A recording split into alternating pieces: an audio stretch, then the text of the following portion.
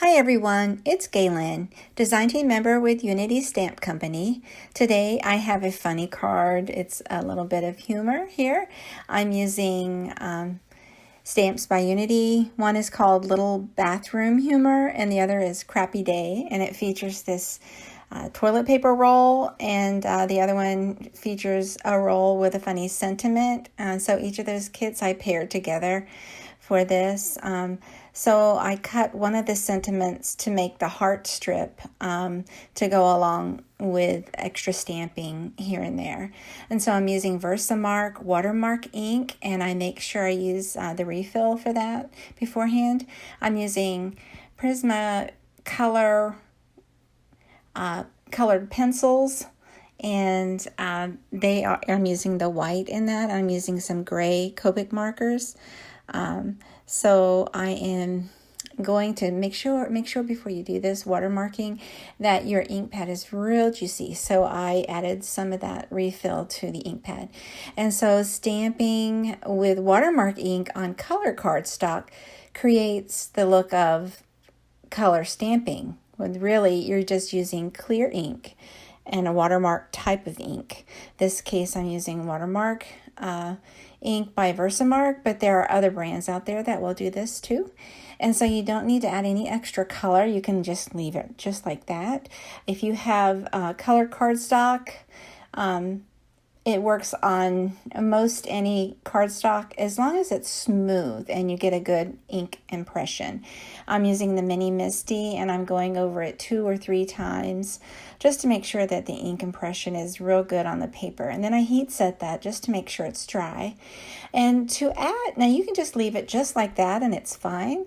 I decided I wanted a little more accent, so I used a white colored pencil along the edges of the images there, but I didn't color over where the watermark lines are. I just added the color right next to where the stamped lines are, all the way around, just for each of those little TP holders there.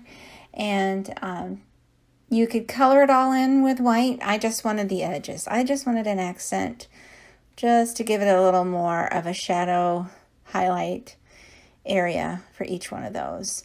And so for added accents, this stamp set comes with hearts as part of the sentiment. So I cut that stamp just to keep the sentiment. To take away part of that sentiment and just use the hearts, and I stamped those hearts as well as the little rolls that you see there. And so I left the hearts without any extra white on them.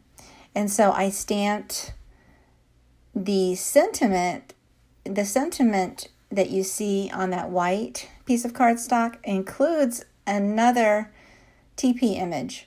And so I use that, I stamped that in black on white cardstock. So to highlight that, I added a little bit of gray.